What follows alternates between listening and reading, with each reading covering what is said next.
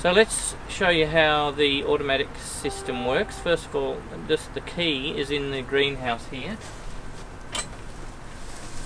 It's just hanging on this little bit of wire. So the control for the automatic watering system is down the hill here. I'll show you. Here's the control box here. We've got to just open it with the key. And there's a little clip around the side here. So the control of it is here, and the main thing to know is if it's pointing upwards here at run, it means it's on automatic. And if for any reason you just want to turn it off so it's not going to happen at all, you just turn it over here to system off.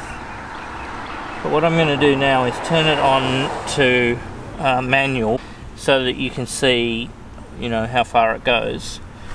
The computer is set up so that at the moment it runs for an hour each morning. At different times of the year we adjust that. So let's just turn it on to manual at the moment, which I can do by turning it onto the manual thing and then straight to run.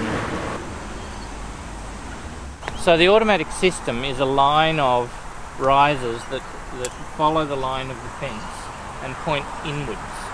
But they only reach maybe 3 or something metres into the garden. Let's just walk through the garden so you can see where it reaches. This one is fine, and you can see that it's doing the perennial bed quite well.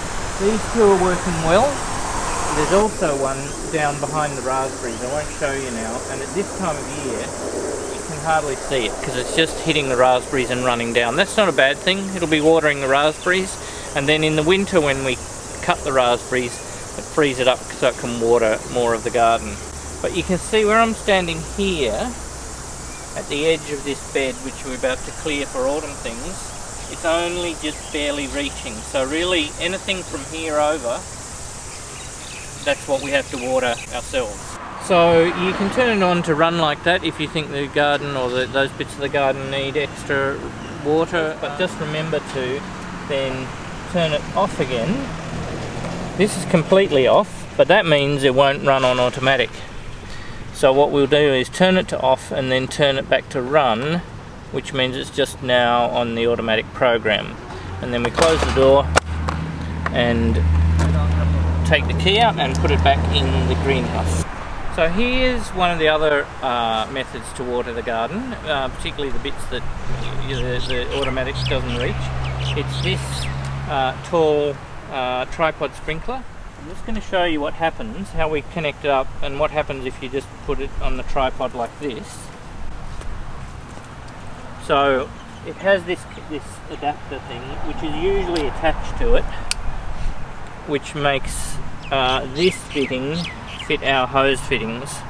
If it's not attached to it, it'll be in the shed. Fix that on like that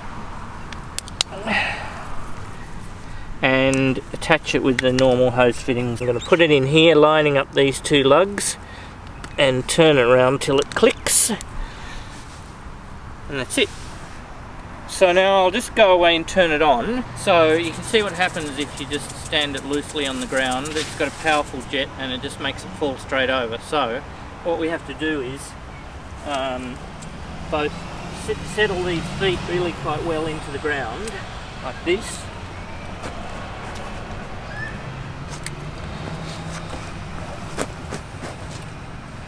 and put a stone on each foot.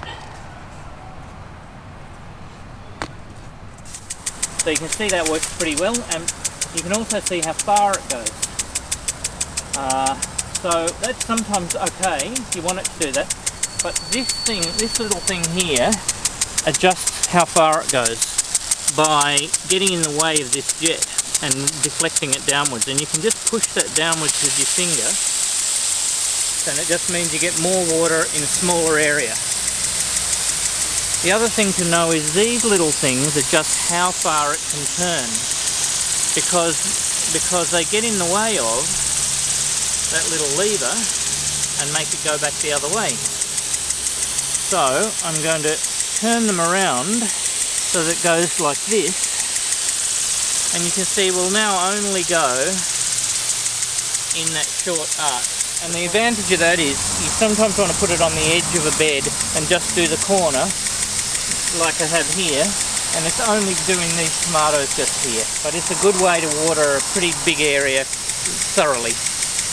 So when you finish watering with it, you can leave it where it was in the garden because it's okay out in the weather, but you do need to disconnect the hose by undoing it like this and put this back on